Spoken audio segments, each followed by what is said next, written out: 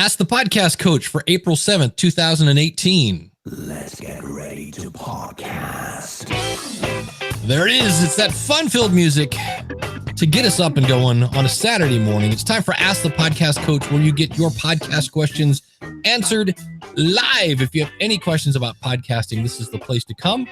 I'm Dave Jackson from the School of Podcasting.com. Joining me right over there is the one and only Jim Cullison from TheAverageGuy.tv. Jim, how's it going, buddy? Greetings, Dave. Happy Saturday morning to you. I'm live in my jammy pants this morning. So if others aren't intimidated about coming in because they have their pajamas on, I got my jammy pants on. So don't be intimidated. Jump in here. That's it. And if you want to jump in, you simply go to askthepodcastcoach.com/join, and that'll redirect you right here to that. I have found today, I'm not going to have it but my favorite is when you get out of the shower and then come back in and put your headphones on, and then you have like headphone head. The rings. It's the inverse Princess Leia look. It's the rings around your ears as opposed to the donuts on there. But yeah, I seen Leo Laporte after a full day, and he'll get the flat top too on his head. I could see that. But I have a clip today. We're going to start off with a clip as soon as I find it, and I want you to tell me. This is one of those where if I tell you up front if there's anything wrong with this, you'll listen for it. So I'm just going to say, just listen to this like it's a normal podcast, and then we'll see what's going on here.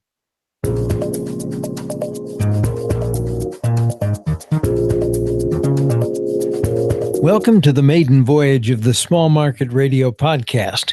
I'm your host, Jay Mitchell, editor and publisher of the Small Market Radio newsletter. And the mission of this podcast series is to be an extension and amplification of what happens every week in our newsletter.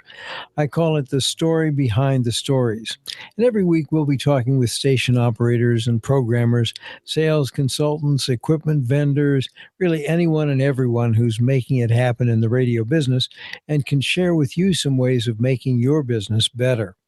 In addition, all right, do we notice anything? There's a little bit of mouth noise and some heavy breathing in there as well. Yeah, that was this was from our old buddy. It's been produced though, right? That's why it's coming out so loud. I bet he's run some processing on it. That's it. This is from our old buddy Mike Phillips. He says a lot of new podcasters are convinced they need equalization and compression to be able to produce a podcast. He goes, there's a little that can be said to change their minds. They're just stuck on this. I have to compress. If you want to see an example of too much compression, listen to this podcast, which is what we just listened to. The excessive compression accentuates the breathing and even worse, the lip smacking by the host and guest. And then he has a quotation mark. Seasoned professionals produce this podcast. I'm not making this post to dog on the podcast. It's offered to help you avoid this annoying and listener alienating problem. But yeah, especially the breathing towards the end. It was like, I thought he was like Darth Vader. Well, his breath in was just accentuated. Yeah. And it was like, whoa, in an earbuds, probably in a car, that wouldn't make any difference, or it wouldn't be as noticeable. But in earbuds, it's such a high pitched, action that gets take place. By the way, nice job on like clarity of what this podcast is about. I mean, the intro is really good from that perspective. Hey, this is what it's about. We are gonna, it's basically to extend the newsletter that we have. This is why you're listening. So not too bad, but yeah, you can hear the compression in there for sure. Yeah. That is to me. We have a quick question in the chat room already. Does phantom power hurt the RE320 if it doesn't need it?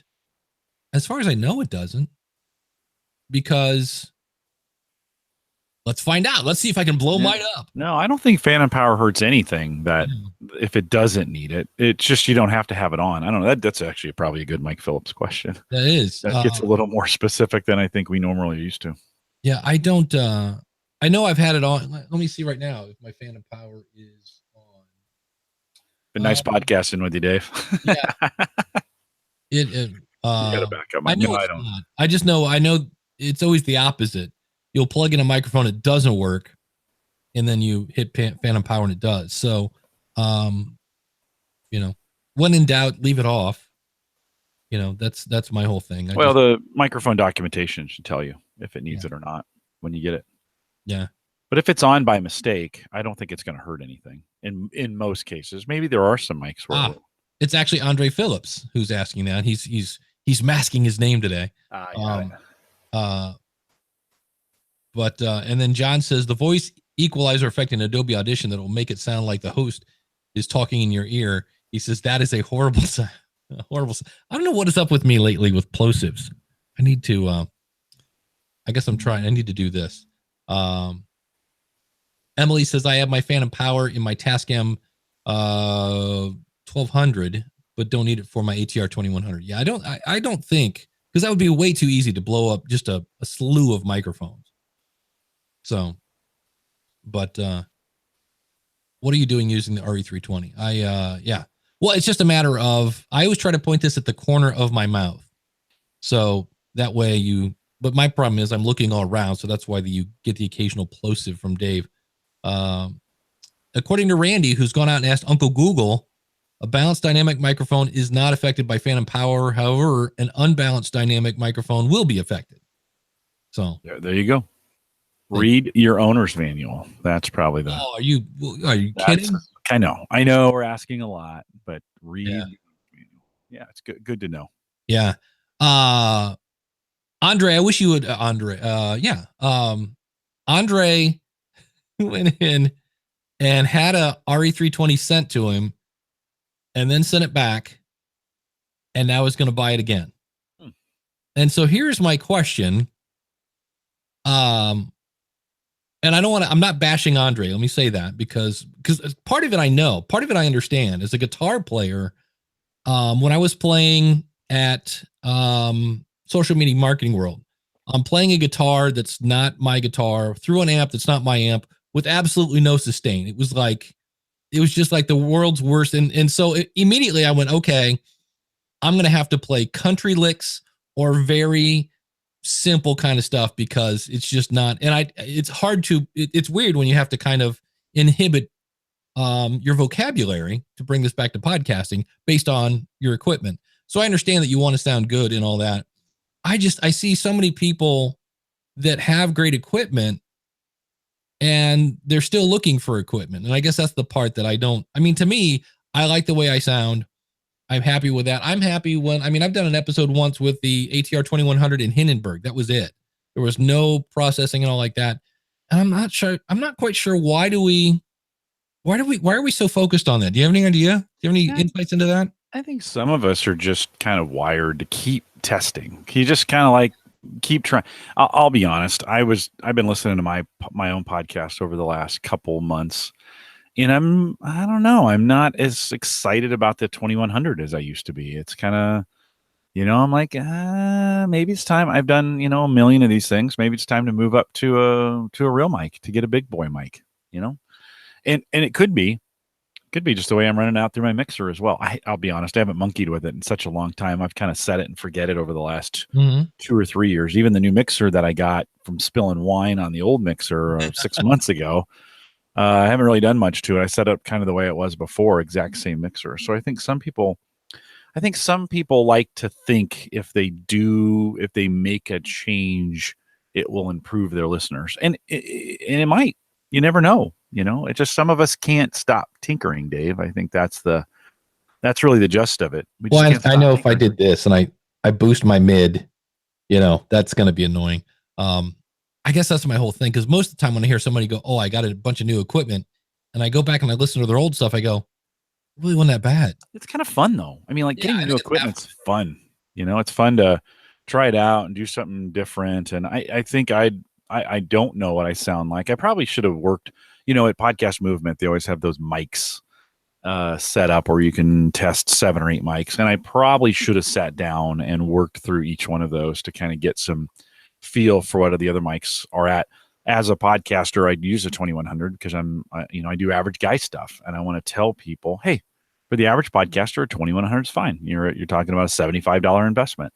So I kind of stay on it because I don't want to be a hypocrite. But I don't know. I've thought about changing it. I haven't really had an extra $300 just to throw away on a microphone either. So yeah, John Buchanan says I just bought a RE320 and a DBX 286S that arrives Tuesday. That'll make you smile. Mm-hmm. That's some nice equipment. Yeah, to me, I love the 286. It's weird that I was, and this is one of the things too. I think if you just wait, because I've still got my, yes, whatever it was. I've got my Aphex still sitting on the floor. I could send it back to get repaired. And I remember when I went from that to the 286, I was like, the 286 isn't as good.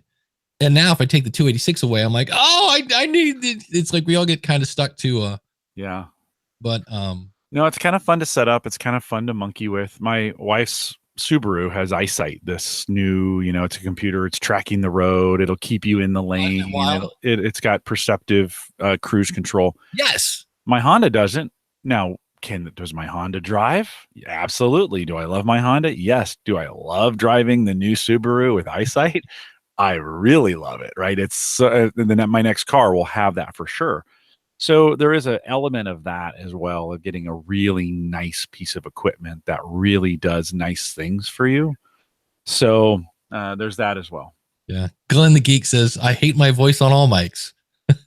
so I pay a ton of cash. You know what's great about Glenn's voice is it's really, really unique. And I can hear him anywhere. And it's not harsh, and it's it's just, it's distinctive. He does his vocals very, very well. But it's so distinctive. I can pick him out. It's a brand for him. His voice is a brand. And you think of some of the old radio guys, Paul Harvey and some of those, and their voice was Vince Scully. You could hear Scully. As soon as you heard his voice, Keith Jackson would be another one, right? Well, Mike Rowe, when I hear Mike Rowe do voiceover on a commercial, or Sam, who's the guy, the Coors beer? It's always the super deep voice. And the guy on the ranch. He's the guy that does the beef commercials too, right? Yeah. It's always, beef. It's right. And every time I'm like, there's good old Sam. I want to say Sam Shepard. I don't know if that's his name, but I think it is. Yeah. This is a smoking hot podcasting mic. Yeah. And if it's not him, it's somebody doing a really good imitation.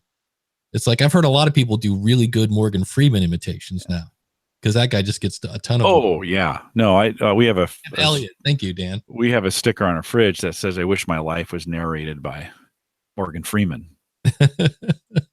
I did finally watch March of the Penguins, because they came out with a March of the Penguins too, because apparently there were a lot of unanswered questions, and it is funny because it sounds like Morgan Freeman, because it's Morgan Freeman. Yeah, and those guys, there's a lot of practice that goes into cadence in your voice, in finding that cadence that works for you, that keeps you from saying and ah and all those things that we do.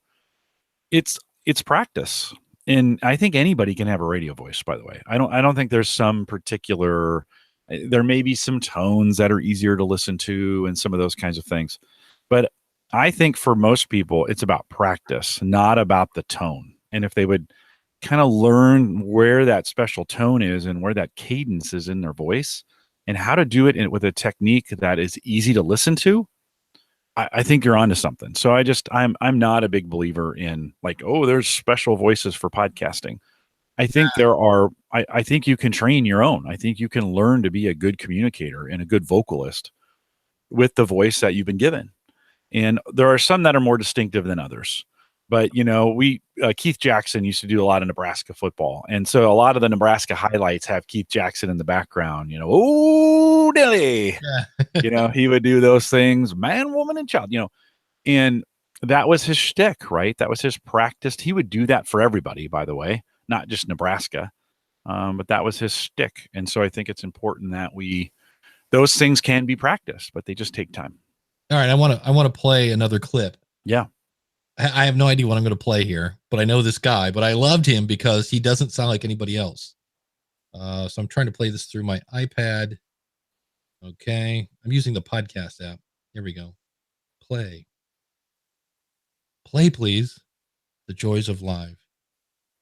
Okay. Maybe it's not going to play, but the guy's name's Dr. Dave. Gotta love Apple. I'm on one. Shrink Wrap Radio number 592. There we go. Growing Your Resilience with Dr. Rick Hansen. Shrink Wrap Radio. That's a good example right there. As soon as you hear him, he doesn't have the big radio voice. And See if we can get a little more. All the psychology He's got a. you need He, to know he and paid for a just cool enough to make it intro. dangerous. It sounds like the Beatles, you know, right? And now here's your host, Dr. Dave. Okay. Come on, Dr. Dave. My return guest today is Rick Hansen, PhD, who's a clinical psychologist, noted speaker, meditation teacher, and author of a number of books, the latest of which is So I met Dr. Dave at the very first, whatever, which eventually became the New Media Expo. I think at the time it was a podcast and portable media, something. And I met him and he said, I don't know if I can do a podcast because of my voice. And I go, what do you mean? He goes, well, I don't have that big boomy radio voice. I go, yeah, but I said, your voice is very unique. And I said, the minute I hear you, I know it's Dr. Dave. And he was like, and the guy's got 592 episodes out is what we just listened to. So just because you don't sound like, hey, it's, yeah. First of all, that was when podcasting first came out, that was actually the draw, is that people didn't sound like radio. It was like, oh my gosh, I don't have to, people aren't sitting there going, okay, traffic and weather on the 10s. It was just people talking and being normal. So if you hate your voice, again, we all hate our voice. I think that's, that's a hurdle we have to get over. And it's not so much we hate it. It's just, it sounds different than what we hear in our head. And we've talked about the science of that. Oh man, Scott Farrell, he sounds like this. All right, today the Celtics got killed by the Cavs last night. Like, and I'm like, how can you? To me, I'm like, how does that even work? So, because he smoked like 8 packs of cigars a day for the last 10 years, but it is distinctive, and I think being comfortable with it makes a big difference too. When you've done it, it's part of practice. People ask me on my Gallup intros all the time. They laugh because I say the same things, and they're like, "It sounds so smooth, and you say it so fast." And it's because I've said it 800 times. You get good at that kind of stuff the more you say it. So you got to practice, and I do think listening to yourself back and critiquing yourself, which is hard to do for a lot of people, is really, really important. Last week I made a comment about doing that, and I called it narcissistic, and I should probably apologize for that. It's not. You really need to go back and critique yourself for those kinds of. I critique my intro. I just listen. I've done. We celebrated 350 episodes of Home Gadget Geeks on Thursday. And by the way, no special show. We just did a grill and barbecue show. It was really fun. And Mike Howard, who's in the chat room, he was there with me. It was super. Congratulations. You get a round of applause. Thank you. But at 350, I went back on Friday and listened to the intro again, just to be like, okay, how is it? Is it what I wanted it to be? Am I doing the right thing? I added in at work. We've never said rate and review, subscribe on iTunes, and like on Spreaker. We've never said that in 6 years of podcasting at work. And I can't remember who I was listening to. I was listening to somebody. It'll come to me here in just a second. And they were talking about, it was on somebody's podcast. They did it. And I thought, I've never asked. I should just do it. So our live channel on YouTube, 37 subscribers. That's it. I've never said it. We don't really highlight it. We just it's just a live channel. It's really just hosts our live stuff. In 3 weeks of podcasting, when I said rate or subscribe on YouTube, we are now at 350 subscribers. So that's a live channel that's been around for 4 or 5 years, Dave. It's not like it's quit. It's not like that hasn't been out there for a long time. But there is the power of the suggestion, and I don't dwell on it. Like, I don't beg for it. We're not saying, oh, please, just would you please? And we're not spending 3 or 4 minutes, going through this subscribe routine. We say, hey, we'd appreciate if you'd rate and review on iTunes, subscribe and hit the bell notification on YouTube, and like on Spreaker. We appreciate it. Thanks. And boom, it's done, right? That suggestion has gained 300 subscribers in 3 weeks. And you just kind of go, wow, that's pretty amazing. So as podcasters, don't underestimate that quick statement. I just say don't dwell on it. And you don't want subscribers in iTunes? Subscribe on YouTube. I figured they're probably already subscribed. Okay. Yeah. Yeah, I guess. I don't know. It was a suggestion. I do want them. So maybe I need to change it to say rate, review, and subscribe on iTunes. Subscribe there on YouTube and hit the notification bell, because that notification bell is really important now, because they actually have really good notifications on YouTube. They used to not, but they do now. So Yes. And then like on Spreaker, and that kind of covers our platforms. So I don't know. So maybe I'll change that. And John is correcting me, of course. By iTunes, we mean Apple Podcasts. Yeah. Maybe I should say Apple Podcasts, but I don't know if anybody really knows what that is. What is that? To be 100% honest. Yeah, they're like Apple Podcast. Everybody I think still knows it as iTunes, don't you think? Yeah, that's, to me, the only way I save myself is I'll say like iTunes desktop, because that's what it's called on the desktop. It's like, no, I've been, he's right. It should be Apple Podcasts. Yeah. Rate, review, and subscribe on Apple Podcasts. Subscribe and hit the notification bell on iTunes or in YouTube, and like on Spreaker. That's probably what I should say. And this came, I saw this in a Facebook group from Jeff Brown, who I will be speaking with at Podcast Movement. He says, what is a way you've maximized Apple Podcasts, or if you're on the desktop, iTunes, ratings and reviews, which kind of ties in nicely to what we're talking about here, that you would recommend others to consider? So maximizing iTunes. And Matthew Passy, who is part of Pod to Pod, and I'm trying to think, I know he's at, I think it's thepodcastconsultant.com, because somebody else, me, has podcastconsultant.com. He says the best way I've seen someone maximize their use of ratings and reviews is Dan, we'll say Cummins, Cummins. The show is called Time Suck Podcast. For every 100 reviews posted, he releases a special bonus episode, and he lets the fans vote on the topic.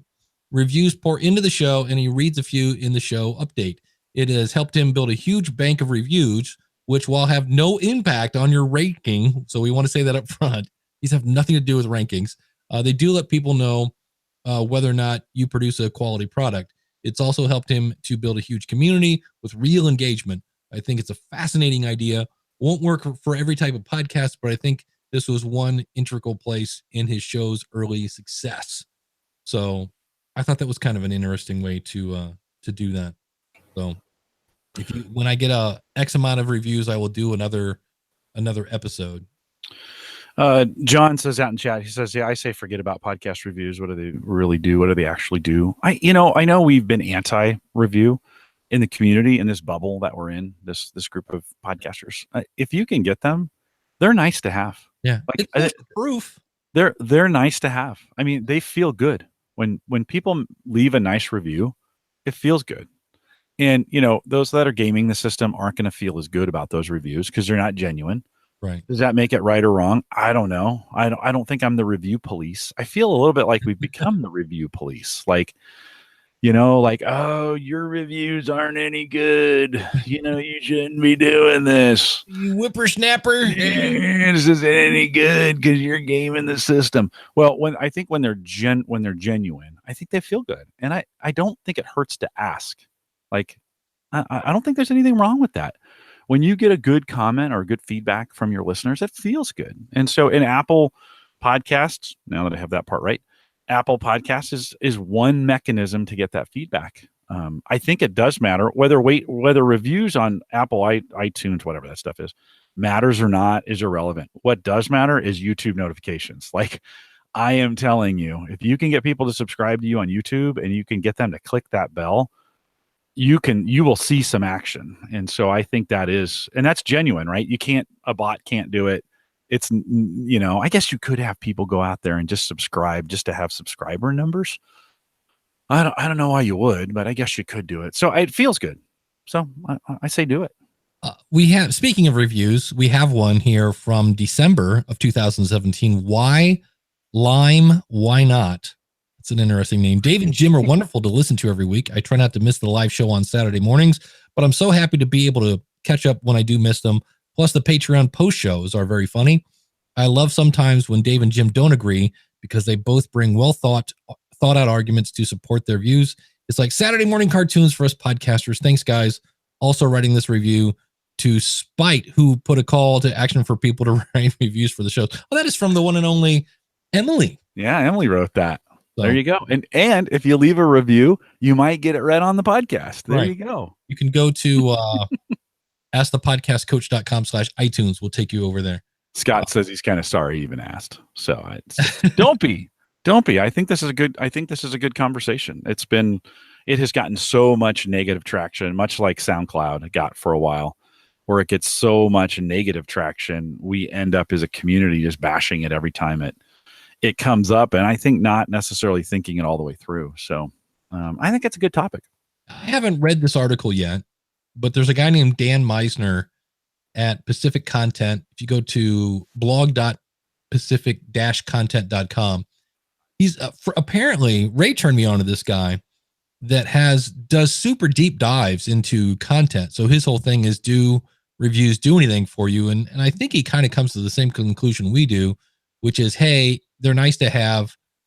They don't do anything with rankings, but they are social proof. And it's a fun way to, get some feedback. But we have someone, Ross is joining us. How are you, buddy? Hey, Ross. Hey guys, how you doing? Good. How are you? Good, Jim. Congratulations on 350 episodes of Home Gadget Geeks. Appreciate it. 7 years or so, seven and a half, maybe. It takes a while, one week after another to get it done, right? Yeah, it's an amazing accomplishment.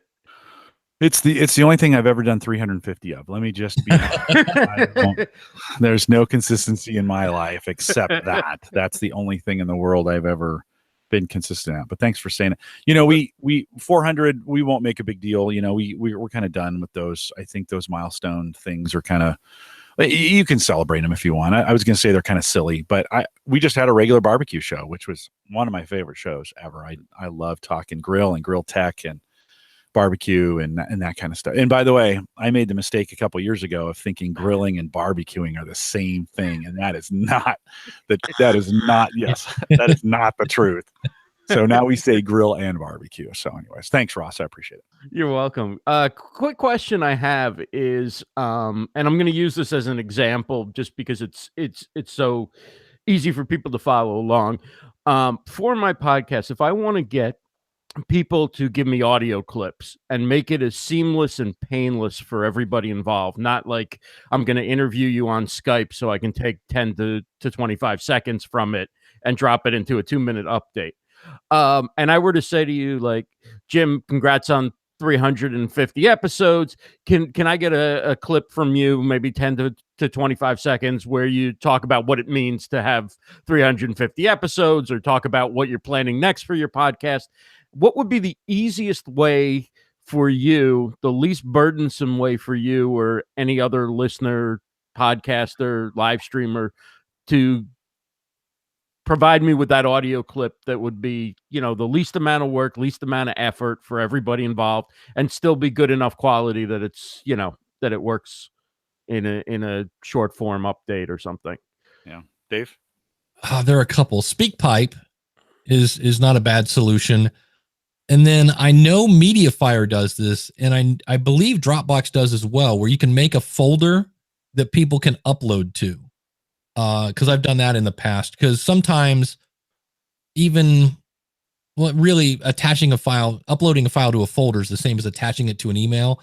But sometimes, depending on how long the clip is, now you get into a weird thing. If somebody records as a WAV file and they try to send you a 3-minute clip, your email chokes on it because it's 3 gigs or something like that.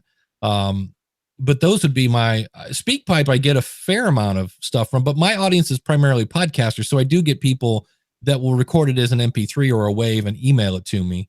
So that it kind of depends, I think, on who your audience is. But I wish SpeakPipe was a little easier on the phone, because if you're on a website and you go, and unless this has changed, this is one of those I might want to go back and check. But I think it makes you download the app, and then you have to go back to the website again, click on that, and it'll launch the app, and then you can actually leave a message via the SpeakPipe app. But I'm like, that's not really what I would call easy. But if somebody's on their laptop or something, it's a piece of cake that just connects to whatever microphone they have, which often is their built-in microphone, which is, it is what it is. But Jim, Have you played with anything like this? You know, when I did old man voice a few minutes ago, don't do that. That's really hard on your vocal Oh, that cords. kills your throat. Holy moly. That's I'm why like I don't do this podcast anymore. It kills your throat. What are you doing? old guy voices. Your voice. Yeah. Not good for your vocal cords. I'm just like they're sore over here. You know, this action is hard no matter what you do, because getting people to just record a 25-second soundbite in context is an unnatural thing. Like, just it doesn't. Right. So even if it was as easy as, hey, I'm going to send you this app and you push this button and you literally have to do nothing, it's really odd to record a 25-second soundbite. So I think getting a good one is difficult at best. They just are really hard to do. I have not had any really good luck getting my listeners to do those kinds of things. And even when I listen to a Spreaker live show and they try to get that on that show as well, Rob asked Rob and the team asked for that.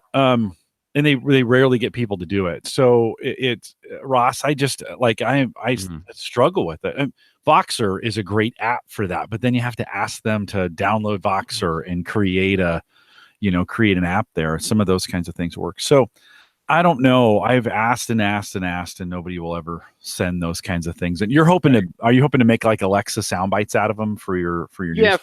for the Alexa flash briefings Yeah. that I do. Yeah. I think it's so cool when you get that audio. Like, you know, I try, and if I do an interview or something, I'll take a clip from that and drop it in. If I know somebody who's doing a show and they're like, yeah, go ahead, take a clip or whatever. Right. It adds so much to it to have other voices in there. No, right on. I actually think it's better. It's a lot of work, but Yeah, I think it's better to actually reach out to them and have a quick conversation where you record it on a Hangout or however you normally do it. And even if it's going to be 5 minutes, schedule a few minutes like, hey, can I just call you? And then I think in that 5 or 7 minute conversation, you get the 25 seconds you're really looking for that kind of stuff. I get it. It's hard. right. This just isn't easy. I don't know if there's an easy way to do it, I guess. Somebody could invent an app where you just send a link, right? Somebody came up with a video app like that. SpeakPipe is kind of that way. There's a video app called Clipisode, but I just think the video turns people who like, you know, then I got to do my hair, I got like, you know, and all that stuff. Like I just want give me that sound bite and we're good to go, right? But that's the idea, is that, you know, you just send them a link, they record, and then I'll pull it in, I'll drop it where it needs to go, you know, make it as easy as possible on Yeah. I just don't think you get good quality one way. Right. prefer to almost just call them and record that call and have a 2-minute phone call. Like just record it on Skype or something. Yeah, you know, whatever. By the way, Emily dropped a link. I think Microsoft just announced they're going to come up with some integrations to record Skype from Skype. So we can cover that a little bit later. But yeah, I talked about that, Dave. Remember a couple weeks ago, I was in Seattle and we talked about that, and they kind of hinted it was coming. So this is kind of cool. So Ross, that would be my preferred would be to get the best quality would be to rip it out of a 2-minute conversation that I had with somebody on the phone. So you make sure you get the sound quality right. Go ahead, Dave. Okay. That sounds great. Thank you.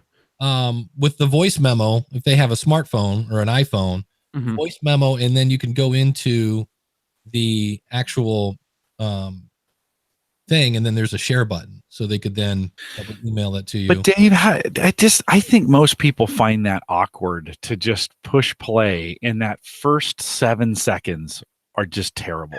Like it's either the first 7 or the last 7. Right. It's either like, hey Jim, this is Dave. I want to leave you this message because, and here's the thing I'm going to talk about, blah blah blah. So yeah. All right, so yeah. best, So yeah. keep going. Okay, bye. Like, you know, so it's either the first or the last 7 seconds. They're like, yeah. Yeah. I often get the come watch my show or come listen to my show. Here's how you can subscribe. I'm like, no, don't you understand? It sounds better if I say that stuff and you sound like the expert who's being inserted into the Right. into the update. But you know, Yeah. that's a tough one to get to get people to understand, like, I'm going to say that stuff and it sounds better if it doesn't come from you. You're like, don't say that stuff. I'm going to cut it out as soon as you do. So, Hey, one more quick question and I'll jump off and listen. What do you guys think? I know you're talking about YouTube and maybe you covered this, but I'm seeing more and more people putting audio podcasts onto YouTube. What do you guys think of that? Do you think it's beneficial? Do you think it's like violating some ethics or something with YouTube? Do you think it's like, going to piss off more people in the podcast or YouTube community than it's going to help? Or do you think it's just another distribution channel, just like, we listen to music on YouTube and, we listen to a live stream show like this and we may be, listening and not watching, but we still have it open on YouTube or whatever. Right. Just, your thoughts on that. I'm going to jump off and listen. Thanks, guys. See you, Ross. Thanks for your work, man. Appreciate it. Yeah, thanks. And congrats again, even though you don't want to celebrate. See you, Ross. Thanks. Jim, your thoughts? Yeah, I think you can. It's there. It's as effective as you advertise for it. It's as effective as people actually listen to it. Does it hurt you? Probably not. So if you want to spend the time doing it, and Libsyn's got a service that does it automatically, right, for you. I think Spreaker does too. I think Blueberry does as well.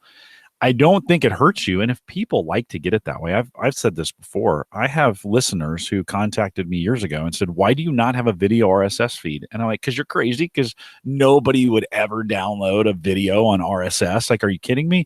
They're like, no, we will. And we fought back and forth. And eventually I started a video large and a video small. And Dave, I was just uploading to those this morning to put my show out there. And I still get 100 on both, which is amazing to me. Like, are you kidding me? 600 would be 600 meg. Yeah, probably 600 meg. 600 gig would be a lot. 600 meg file. You're really downloading that, and they really are, which is kind of crazy. So if they ask for it, do it. If you throw it out there and nobody listens to it, and it's causing you, time, don't. I don't think. Is there anything bad about doing that? I know Daniel came out with a post, and I usually do not disagree with Daniel J. Lewis, but that is one that I was like, this is really easy to, because he was saying it ruins your channel because people aren't listening very long. And my answer to that is, if you're worried about ruining your channel, it's really easy. Start a new channel and have Libsyn or whatever you're using published to that. Yeah. And have it just be audio. Paul Culligan did an episode on this, and I'm looking through his show notes to see, but he basically said, because of YouTube Red, there are more people listening to podcasts on YouTube than any place else. I'm pretty sure that's, I'm trying to, that can't be right, but 46% of the country, or 129 million people, went to YouTube for music in the previous week, according to the 2008. So his whole point is there's 129 million people listening to stuff on YouTube. They're listening to music. So there are people that go there to listen. Okay, I see his point. So I'm in that park. I'm like, I've never been a big YouTuber. I'm doing more things on YouTube than I used to, but I'm like, wherever my audience wants to listen to it, I'll put it. And if you just record the video, then right. You have a video podcast. And will people listen to talking heads? They will. Like, that's, the beauty of recording on, like, we're recording right now, Dave, and you never use the video, I don't think. Do you publish this video anywhere besides live? It's on the, let me see what kind of, I'm trying to find my channel. They seem to have, I'm not a big fan of the new interface. I'm in the Creator Studio. I go to Video Manager because I want to see how many people are actually watching the video. I do have people that say they'll go watch the video because they want to get it before it's, a week or two later. How do I if I go to YouTube, maybe, and now I click on my channel, there we go. All right. So if we look at, what's today? The 7th. All right. So if I go back to March 10th, been up a month, and that's the pod. According to this, we've had 56 whopping views. On live, though. On the live, that's the live version of it, or your uploaded version? No, that's because what I do is I go in to the I download the video, the whole video. I then go in once it's downloaded. I chop off the post show. I gotcha. And then gotcha. leave it that way. So yeah. Hey, Steve's joining us. Hey, Steve. Yeah. Hey, guys. Boy, I'm looking really good this morning. Well, you got a Nebraska shirt on. That's all that matters. I do. Well, then I'm looking better. Nicely done. There is, I don't know where Daniel got all that stuff for that article that he wrote. And Daniel's a real smart guy, but he was just flat out wrong on that. There's nothing wrong with, I mean, what are you doing? What are you trying to accomplish? And if you've got an audience that's going to partake in the podcast on YouTube, then it's fine. And there's a software called AudioShip that will take your MP3 and upload it with a slide and and there's nothing wrong with that. Are you trying to engage millions of people? Then that's not going to work. Right. Are you trying to get AdSense dollars, the revenue share? Then it's not going to work. Is YouTube ever going to penalize you for doing that? No, it just depends on what you want to do. But if you've got a handful of people that are going to listen to your podcast, even if it's a static slide, go ahead and do it. It's not going to hurt anything. It's not going to hurt your channel. You don't need to create a new channel. If you got concerns, like Dave said, create a new channel. And where I'm coming from is I produce a weekly show on online video marketing, and I've been doing it for 5 years. So am I all that bright? Probably not. But after doing it for 5 years, I picked up, it's not supposed to. Hey, you're an old guy like us, so you got to know really something. Old. Right? I'm older than you guys, man. I'm 92. I look good for 92. You're 92 in Nebraska years. Nebraska. Yeah. It ages us to live out here in this state a little bit different than it ages others because we have snow in April. Steve, I've turned off my monetization on my own channel, just completely. Yeah. I kind of wanted to be commercial free. Does that hurt me from I've gotten a feeling like I watch a video of a guy mowing a lawn and he's got 96,000 views. And it's not even that good. The guy's kind of a jerk and he doesn't do much. And I thought I made a good video there. Well, so Dave, Steve, do you think so by turning monetization off, do I de-incent, is that the right word, YouTube not to push me out because they know they're not you're saying my material really does suck then because nobody listens to it. Yeah.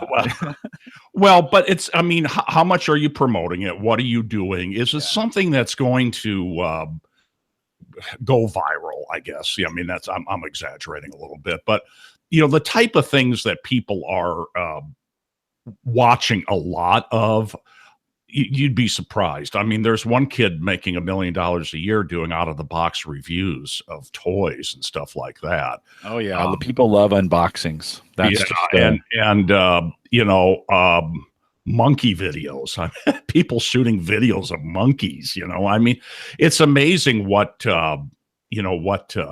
people are watching, but I know one guy that's got that computer assisted whatever that works with a lathe, and he builds all these things out of wood, and he writes all these programs for the computer assist, and he gets a ton of organic views. So I guess there's a formula for it. What I'm mostly into is just ranking the videos and creating signals and citations and stuff. Did that make sense, what I just said? No. Okay. No. I'm into ranking the videos, creating a backlink for the website, and a citation is the information as it appears in your Google My Business listing, your Google directory listing, and citations help.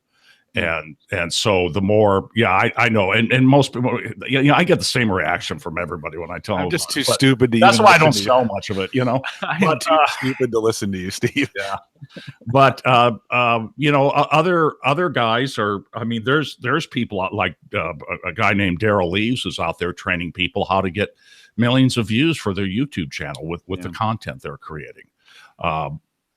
Well, I need some help because I was looking at my numbers the other day, and I feel like I've got some pretty good content on Home Gadget Geeks, but on YouTube itself, and I bring the video down, I re-edit it for content, put some graphics and some music in it, and then I upload it to a completely separate channel, which is the one where I have thousands of subscribers to, and they still only maybe do less than 100. And I thought, how can a guy cutting down a tree or a really bad lawn mowing video do 97,000 views, right? Well, you know, and again, that's I'm not the expert on hitting, you know, Daryl is, but they're promoting it. They're running, you know, True Views for it. You know, that's true. They're running the AdWords for you're YouTube probably right for it.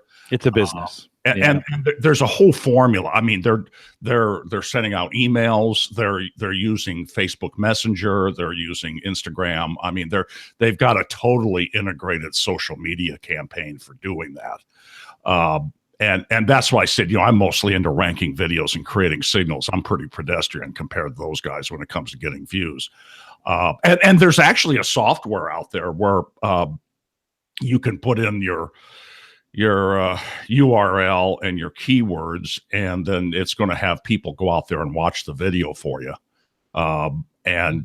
You can also have people go out there and watch the video and comment on it and like it. And it's called engagement. You can pay people to do that. So there's any number of ways to do it. And then at some point you prime the pump so that the next time you cut down a stupid tree, you know, I mean, you can, it just get a bunch drives of me people insane. watching. This guy's mowing his lawn. We need Dave, is get a monkey to take a lawnmower and chop down a tree, and we'll have gold. Yeah, that's genius. hey, listen, I saw one 150. I think that would do well, by the way. The dude was burning his stump. Okay, now part of it is I'm watching it. You have to realize I did watch these, right? So, but the dude's burning a stump out. That's all he's doing. He's burning, and he's just showing how he burned the stump out. 157,000 views, and it's like, whoa, well, did you know what happened there? I mean, were people really engaged with it? It could be, you know. No, I think so. I think people went to YouTube. They have a stump, and they're like, "How do I get rid of this stump?" Yeah. And so they typed in, you know, ways to get, and they clicked through a couple videos. This weekend I went out, bought some last weekend. I went out, bought some steaks. And then I came home only to find out that my barbecue had an animal over the winter had chewed through the pipes on the bottom. So when I lit it, a big flame shot out the bottom of it, which was super cool. Oh yeah. So I had no grill, and I had steaks, and I thought, well, I better cook these things in, you know, well, I'm gonna have to learn how to do pan, you know, do it. Oh yeah. Lit it. So I just held them. No. So what did I do? I went to YouTube. How do you cook a steak in a cast iron? And I got Gordon Ramsay's videos. Do great. Yeah, the how-to. Yeah, sorry. The how-to videos do great. I mean, I think of the Bob Newhart on the old Newhart show. His best-selling book was How to Build a Barbecue. You know? They do great on YouTube. Well, and I've tried how-to titles and some of those kinds of things, and I don't know. Maybe I just don't have the magic. So. But getting back to what Daniel said, I mean, and I probably need to clarify that a little bit. I asked him, I said, look, did you get all this stuff from YouTube? Because that's what they're going to tell you. Okay, with that stuff that he wrote. But what YouTube and Google say and what really is going on are two different things. You know, because they're really not going to give you the absolute truth, and so you just have to keep track of what works and what doesn't work, and there's a community out there that'll tell you what works and doesn't work. And I'm telling you, it's okay to upload an MP3 with a static slide.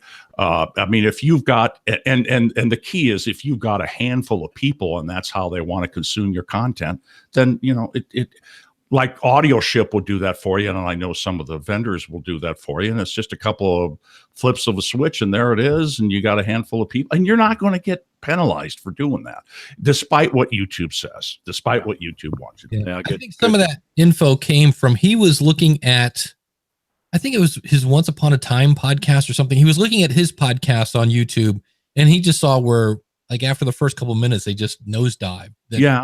So his audience wasn't watching on YouTube, and I'm like, okay, I get that, but I just because it's his audience doesn't mean his audience is like every audience. But he's talking from his chair, and I see, you know, why he would say that based on his info. To me, I when it was the whole "you'll ruin your channel," I'm like, I don't know that we all care that much about our channel. of getting, you know. Yeah, you're not going to ruin your channel. Although thanks for putting that perspective on it, Dave, of why Daniel wrote that, because you're obviously a lot less snarky than I am. You know? One of the Mike Howard in the chat room says personally he would not listen or subscribe to a channel that was audio only on YouTube. And I think there is a point there in that I have gone back to people's channels to see if I want to subscribe. And if I was looking for video content and it was only an audio channel, and I was going to get it on my phone and not listen to it regularly on YouTube, then I probably wouldn't subscribe. However, if it was a podcast that I listened to at work through my Roku and I was going to listen to it on YouTube on my Roku or whatever, right?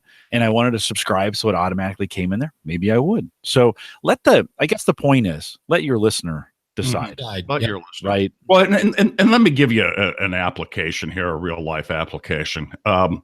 We record my pastor's podcasts, his sermons. We record my pastor's sermons, and I used to make a podcast out of them, and then I just found it to make a long story short, well, I use this thing, to record it. And we used to make a podcast out of it, and to make a long story short, nobody could find it. So what we started doing is just putting it on YouTube. I used AudioShip, MP3 and a slide. And then we made a playlist and embedded it on our website. So, every week when I upload it, it automatically uploads on the website. And guess what? We're getting like 10 listens a week, where we were getting 0 before. But what it is, it's people that can't make it to church, or some of the old people, things like that. So the reason I put it on YouTube as opposed to putting it on a podcast channel was it's just, people can find it there, it's easy to embed the code on the website, and, if that makes sense. So, right on. If there's a reason for doing it, then doing it. If there's not, then don't. But, if that's how people are going to consume it, then why not do it? And it's not going to hurt you. I think what Daniel was trying to say was that when people would tail off after a minute or so, that YouTube is going to see that and dock them. I mean, if you're getting hundreds of thousands of views, maybe, but for 100 views or something like that, they're not going to do anything. No, good. Steve, thanks for jumping in. Yeah. Man. Hey guys, good to see you. Yeah, okay, have a good Saturday. Good to be seen. Yep, you bet. Take care. Joe from Stacking Benjamins had a pointer. He says we do our Money in the Morning podcast as a Facebook Live, rip to YouTube, then publish the audio portion via Libsyn to all our places. People tell me they like watching the show being made. It's not a static image. And on Facebook, he says, I've learned to say hello to our audience ahead of time and chat after the production part, after we cut the audio portion. He says we get 3 times distribution on Facebook and YouTube and all the post-production Libsyn places with 20 minutes of work. So it's a matter of just do it once and use it everywhere. And do it for what works for your audience. Dave, before we go too far, we should probably thank the awesome. Yes, our awesome fun-filled, because it is the first of the month. Yeah, and I want to hear my name. So let's rip them off. Let's go. So coming in at $20, we have Greg from debtshepherd.com. We have Jonathan from weeklyawesome.com. Some guy named Glenn the Geek Hebert over at horseradionetwork.com. Josh Rivers from podcastingexperiments.com. Max Trescott. I went and listened to one of Max's shows. He's got so many credentials. It's amazing over at aviationnewstalk.com. And he started off with a story about a helicopter crashing. It was awesome. That was on the podcast review show. And then Shane from spybrary.com will round out our $20 supporters. At $10, Barry Kessler from barrykessler.com. Frank Black Miller, whatever your podcast is, please someday tell me. The suspense is killing me. Jeff over at Podnuts. That's PODNUTZ.com. And then Josh Liston at ShaneraWorld.com, as well as tpsguide.org. The one and only Nick Suberling. Nick, I love you, buddy. I wanted to kill myself today because I've still yet to put Nick's picture on the wall. And I know I have it somewhere. I'm going to have to reprint it out. So please don't take it personally. You're not on the wall yet. Nick is from CincinnatiSoccerTalk.com. Sean from Be Your Own Nerd And then coming in at $5, we have Darren Dake, who I'm wearing his shirt today, coronertalk.com. Doug at becomelimitless.org. Eliquity, we need your website. Nope, I definitely don't have. I know it's something about traveling gluten-free. So if you probably type in travel gluten-free, talk about being niche, you'll probably find her show. The one and only Corey Finneran from Ivy Envy. Jay Cleveland Payne, you can find him at jclevelandpayne.net. Jason at cuatx.com. Why do I think I have another website for him? That doesn't seem right. Jeremy from Transmissions with an S, transmissionspodcast.com. Some guy named Jim Cullison from theaverageguy.tv. Thank you, Jim. Joe Taylor, he's kind of cheap. That Jim guy only gave $5. $5 is better than a poke in the eye. He's cheap. Joe Taylor from On Face Edge, who I will see very soon. I'll be in Nashville. Or no, I'll see Joe in I'll see him there too, but he's also in Cincinnati. That's one of the things I have to do today. I have to get I have to find a hotel for my Cincinnati trip. Kim at distractedlifepodcast.com. Cauldron's Crypt, the one and only Master Cauldron, and Mark W. King. You can find him at markwking.com. He does the Distilling Venture Capital show. Rob Griffith does bedtime.fm/storytime and bedtime.fm/peace out. Some guy named Troy Heinrichs. You may have heard of him just a little bit. He does the blacklistexposed.com. And last but not least, we love them all, our $1 contributors, including Alan Palmer, Barb from anchor.fm/BarbTUSA, creepykingdom.com, some guy named Dave Jackson. I actually support myself. They say you'll go blind doing that. Dave from Ottawa Works, Emily Prokop from the Story Behind podcast.com, and of course, Garrett from crowdfundingchristianmusic.com. Gary and Margaret from Beekeeping Podcast. You can find it at beekeepingpodcast.com. This is cutting off stuff. That's why I'm Craig from Ingleus Podcast. Always great to hear from Craig. The international, the Latin Podcast Awards have chipped in. Jason from jasonjgriffin.com. Jeff from genealogyshowcase.com. Luke from triangletactical.net. Bumble from mask, that's MASQ me.org. Paul from fightingthroughpodcast.co.uk. This is the one that's dedicated to unpublished war memoirs. That's a fun word to say. The Seahawkerspodcast.com. And I should specialize that. That is Seahawkerspodcast.com. It's always weird when you throw a "the" in there. It's like, no, that's part of the URL. And then Sean, who has Slept in Government Class podcast. You can find him at sleptinclass.com. And then I have to go to the no reward people. And that is, of course, Steve Sleeper. You can find him at earn.show. And I still don't see Steve was just on. That was Steve.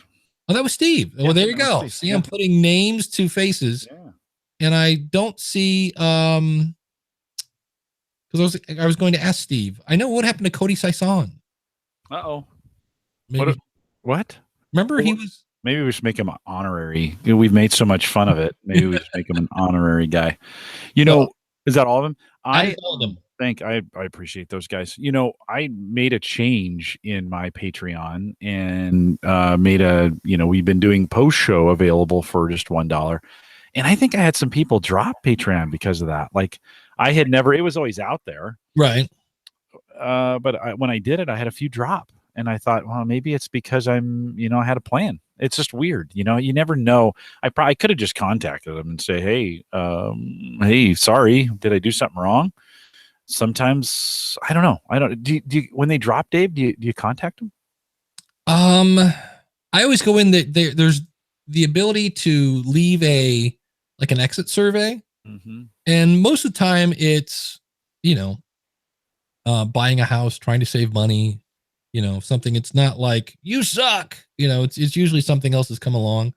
I know I just dropped somebody because he quit doing podcasts, and I'm like, and I was getting charged every month, and I'm like, he hasn't put out a podcast in like 6 months, and I'm like, and again, it was a whopping like $3 or something like that.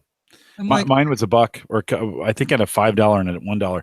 Well, and it's like, then you kind of think, well, if they were disgruntled with me and they wanted to stop supporting, they could have they know how to contact me. Both of them have my email address. And so it's kind of like, I don't think I'm going to bother them. I think I just let it be, let it go. Yeah.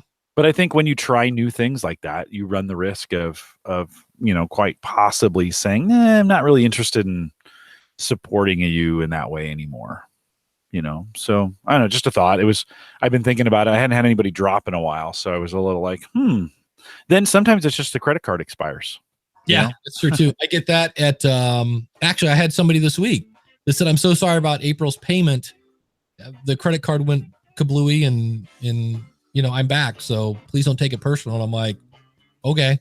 So it was not a big deal. Jim, what's coming up on theaverageguy.tv? Have I not pimped it enough, Dave? 350 Grill and Barbecue, theaverageguy.tv. There you go. On this week's show, kind of made for, the idea is I want to address the thought that nobody's going to listen to me. And so I have a clip of a client who was literally like, I don't know why I don't have a podcast. I've got the gear. I can't. And then I'm interviewing Monica Rivera, who does the You Want to Do What show, who is somebody who literally sat on a microphone for 4 years before she finally fired it up. And now she's having some stuff. She's about 8 months in. So it's kind of a cool, like, here's somebody who didn't get on the microphone. Here's somebody who did. And here's the things that are starting to happen now that she's been doing it about 7 months. So that'll be coming up. I have a bunch of toys I want to play with. I don't have time to play with the toys. Like I Wave and a couple other things. And it's like, okay, so we're doing that on this week's. But thanks to the chat room. We're here every Saturday. AskThePodcastCoach.com/live. And we're talking Patreon. We're just finishing up on that. I might actually open that up to other podcasts because I have another Patreon that I have, but I don't promote it at all. So we might have non-Ask the Podcast Coach people in there. I don't know if that's a problem or not, but thanks for tuning in. We'll see you next week with another episode of Ask the Podcast Coach.